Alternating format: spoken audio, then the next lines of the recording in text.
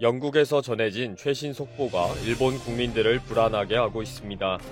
일본은 지난 8월부터 고투 캠페인이라고 놀러 다니고 먹고 마시면 최대 50%까지 할인해주고 있습니다.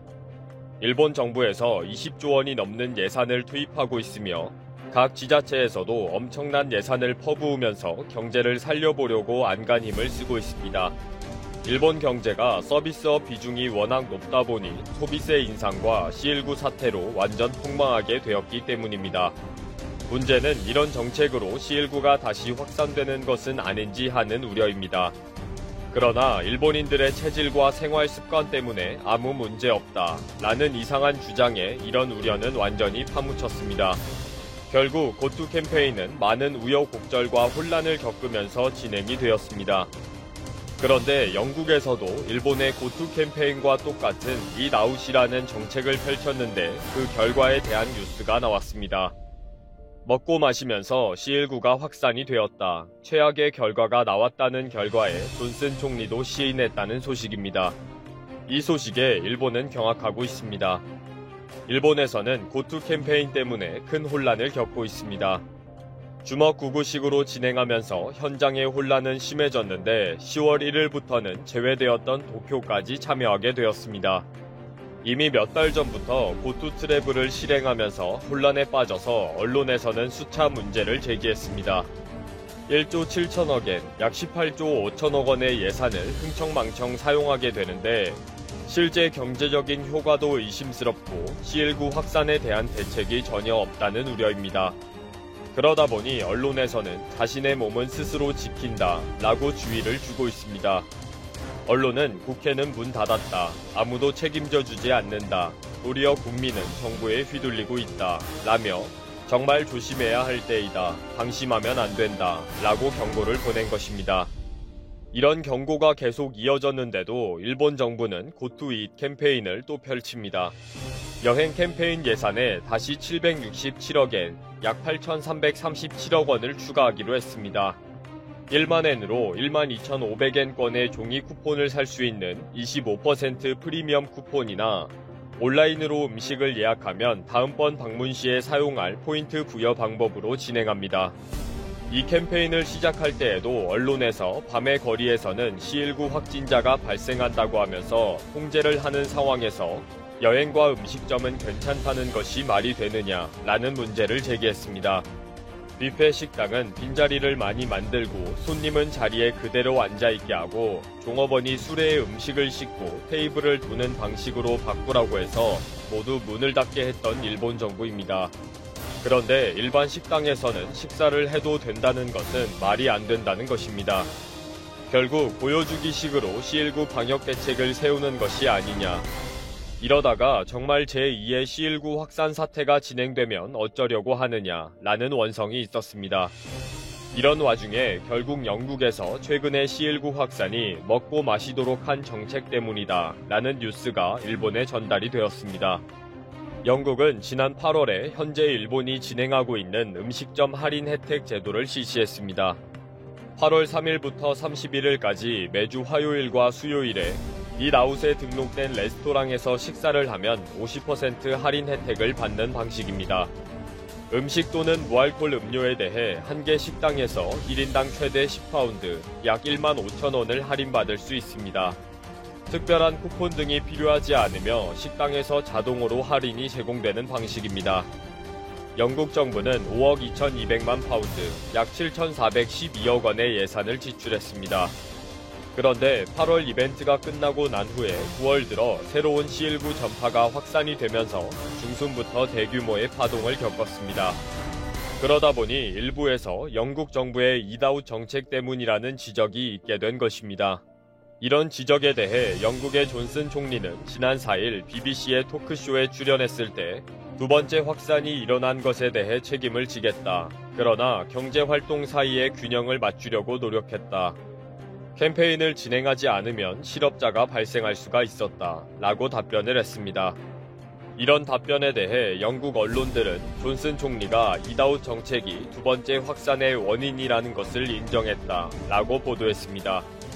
그러나 재무장관인 리시 슈낙은 캠페인을 시작한 것을 후회하지는 않는다. 200만 명의 고용도 중요한 문제였다. 이 캠페인이 재확산의 원인이라는 증거도 없다. 라고 말하기도 했습니다. 재무장관의 이런 발언에도 불구하고 영국 상공회의소에서는 실제적으로 경제에 미치는 긍정적인 효과는 의심스럽다. 캠페인의 영향에 대해 조사한 결과 실제적인 혜택을 받았다는 경우가 거의 없다. 도리어 재확산으로 다시 영업 정지와 외출 제한이 이루어진 것에 대해 더 큰 절망적이다. 라고 발표했습니다.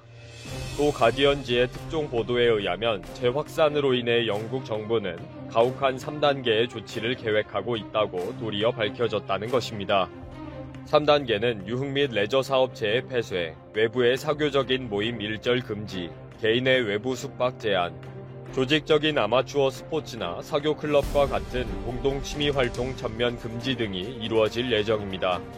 이런 소식이 전해지면서 C19가 아직도 확산되고 있는데 일본 정부는 뭐하느냐 라는 원성과 불안이 높아지고 있습니다.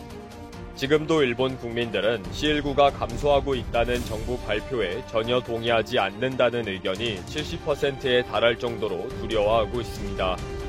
일본의 C19 확진자는 8일 618명이 발생해서 누적 88,474명이 되었습니다. 도쿄에서는 248명이 발생했고 현재도 계속 확산되고 있는 상황인데 일본 정부는 캠페인을 더 확대하고 있습니다. 10월 1일부터는 고투 캠페인에 제외되었던 도쿄도 포함하기로 했습니다. 그동안 도쿄에서 C19 확진자가 계속 발생하면서 C19 확산을 막아야 한다는 취지에서 도쿄 주민을 제외해왔었습니다. 이제 지방에서 도쿄를 방문하는 것도 허락이 되었기 때문에 이제는 전국에서 도쿄로 몰려오게 되었습니다. 이렇게 수많은 혼란을 겪는데도 불구하고 일본 정부는 돈을 풀기만 하는 가장 쉽지만 가장 무책임한 정책을 펼치고 있습니다. 실제 경제적인 효과는 전혀 없다는 결과가 나왔는데도 말입니다.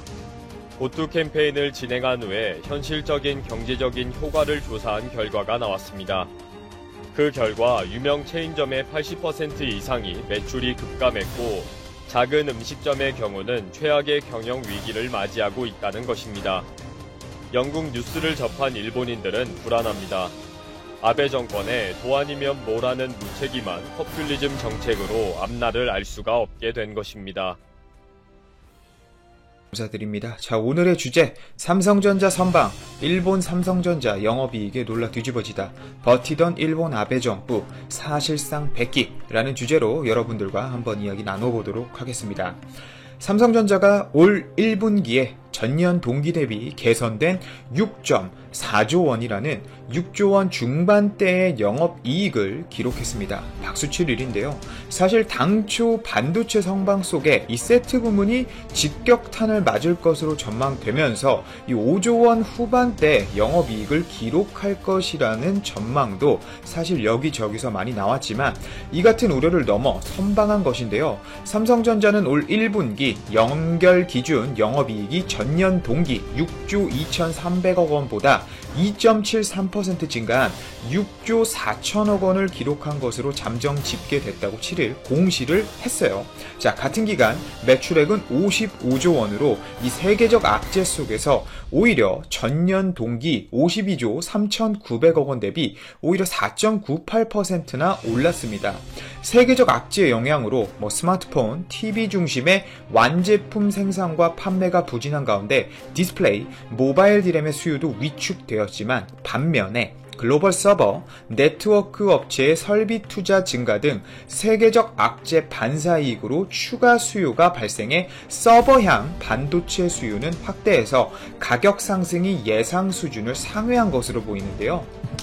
실제 이는 서버 디램 가격의 상승 추이만 봐도 우리가 확인해 볼 수 있습니다. 자, 디램 익스체인지라고 제가 몇 번 말씀드렸죠. 이 디램 익스체인지에 따르면 지난달 서버용 디램 가격 32GB 모듈 기준이에요. 약 14만 8,700원 정도, 121달러였는데요. 전월보다 4.3%가 오른 가격입니다. 그리고 올 1분기 전체로 보면 1월에 비해서 14% 가까이 급등한 상태인데요. 가격이 특히 세계적 악재로 트래픽이 폭발적으로 증가했다는 이야기가 많이 나오고 있죠. 실제 우리나라만 봐도 재택근무하고 있고 학생들 온라인 교육 수요가 폭증하고 있죠. 이와 상황이 다르지 않게 미국 그리고 중국 클라우드 업체들의 서버 디램 구매가 늘어난 덕분입니다. 또한 세계적으로 증시가 많이 폭락한 가운데 이 기축통화라고 볼 수 있는 미국의 달러와 관련된 꽤나 우호적인 환율 환경도 한몫해버린 것이죠.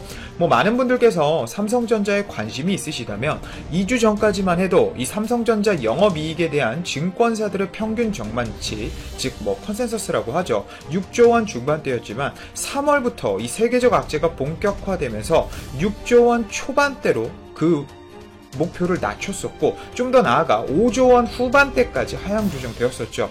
특히 글로벌 악재가 이어지면서 해외 스마트폰, 가전 생산기지의 가동 중단, 소비 침체가 본격화되면서 이를 적용시켰었기 때문인데요. 다행히 영향을 미친 기간이 1분기에는 짧았던 만큼 세계적 악재로 인한 1분기 타격은 제한적이었다는 평이며 앞으로 관건은 2분기가 될 것으로 보입니다. 그래도 현실적으로 예상되는 부분은 제가 이야기를 해드려야겠죠. 이 악재가 좀 될 수 있는 2분기는 반도체 같은 경우는 즉 DS 부문이겠죠. 전년 동기보다 크게 감소하진 않겠지만 4조 원 초반에서 3조 원 중후반대로 영업이익을 기록할 것으로 예상이 됩니다.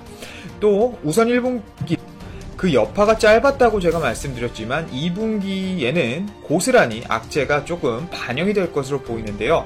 아무래도 세계적 악재에 따른 완제품 수요 둔화가 메모리 출하량 감소로 이어지고 있기 때문이죠. 그나마 다행인 부분은 1분기 끝자락과 동일하게 이 사회적 거리두기로 재택근무와 온라인 강의 등이 권장이 되면서 서버 메모리 수요가 증가하면서 세트 반도체의 출하 감소폭을 일정 부분 상쇄할 것으로 조금 예상이 됩니다. 하지만 이 디스플레이 패널, DP 부문은 액정 표시 장치 적자 지속과 유기 발광 다이오드 주문 감소로 적자 폭이 좀 확대될 것으로 보이는데요. 아무래도 세계적 악재 속에서 완제품이 잘 팔리지 않을 가능성이 높기 때문입니다. 사실 애플의 아이폰만 봐도 완제품 출시 지연이 잇따르며 전체 출하량이 줄고 있죠. 이 때문에 디스플레이 부문은 약간의 적자가 나올 것으로 보입니다. 또 스마트폰을 담당하는 삼성전자의 IM 부문은 전년과 비슷하거나 소폭 상승한 결과를 보여줄 것으로 예상이 되는데요. 이는 아무래도 세계적 악재라는 베이스가 있긴 하지만 이제는 스마트폰이라는 아이템 자체가 경쟁 심화로 인해 살아남을 스마트폰만 살아남는 상황이고 사실상 중국 외엔 삼성, 애플만 살아남는 분위기죠. 그리고 점점 더 이 스마트폰 자체가 상향 평준화되다 보니 교체 주기가 길어져 아무래도 세계적 악재의 영향은 조금 제한적일 것으로 보입니다. 특히 삼성 같은 경우는 세계적 악재로 중국 제조사와 애플의 스마트폰 생산 중단 등이 이어져 타격을 덜 받고 있는 것으로 보이는데요. 물론 전작 대비 S10 시리즈 전작 대비 이 S20 시리즈의 판매량이 70% 수준이긴 하지만 어찌 되었건 경쟁사의 생산 중단 상황이 삼성전자 IM 부문에겐 약간의 호재로 돌아올 것 같습니다. 그 다음으론 소비자 가전 부문과 세트 수요 같은 경우는 아까 말씀드렸다시피 소비가 줄 가능성이 높다고 말씀드려 매출은 하락할 것으로 보이고요. 하지만 매출 자체가 삼성전자 전체로 봤을 때 감소는 하겠지만 이 반도체의 ASP 상승으로 에버리지 프라이스라고 하죠. 우리가 판매 가격 손익 개선으로 오히려 1분기보다는 좀 더 높은 영업이익을 보여줄 것이라 예상이 됩니다. 작년만 해도 일본이 반도체 수지에 대한 제재를 가하면서 우리나라 반도체가 망한다, 안 망한다 이런 얘기가 많았는데요. 오히려 세계적 악재 속에서도 반도체가 1분기, 2분기 우리나라를 모두 끌어줄 것으로 보이는 상황입니다. 이런 세계적 악재 속에서 만약 일본이 지속적으로 제재를 했으면 현 상태에서의 일본 기업들은 대부분 무너질 것으로 예상이 되는데요. 오늘은 세계적 악재와 관련된 일본 소식 또 저와 좀 더 알아보시죠. 이 쏟아지는 비판에도 버티던 아베 신조 일본 총리와 일본 정부가 뒤늦게 긴급 사태 선언을 밝히고 나선 것은 아무래도 의료 붕괴 가능성이 일본 내에서 점점 더 현실화되고 있어서라고 볼 수 있습니다. 이번 사태로 사실 많이 느낀 거지만 50년 이상 일본이 우리나라보다 선진국이다. 해외에서도 일본을 우리나라보다 아시아 최고의 국가라고 많이들 이야기해 왔지만 이번 사태를 겪으면서 이제는 적어도 우리나라가 오히려 일본보다 훨씬 의료 선진국이고 정부, 시민의식 등 일본보다 훨씬 앞서고 있는 것들이 많다는 것을 느낄 수가 있었습니다. 다들 저와 비슷하실 거라고 많이 생각이 드는데요. 우선 일본에서 가장 빠르게 세계적 악재가 확산되고 있는 도쿄의 경우, 우리나라의 경우 대구와 같은 상태라고 볼 수 있겠죠. 6일에도 83명의 세계적 악재 아픈 사람이 확인되면서 누적으로 아픈 사람만 도쿄에서 1000명을 넘은 상황입니다. 도쿄만 한정 지은 거예요. 또 일본 전역에서 208명이 추가 판정을 받으면서 총 아픈 사람만 어제 기준 4065명으로 늘었는데요. 크루즈를 제외한 겁니다. 크루즈를 왜 제외하는지는 저도 아직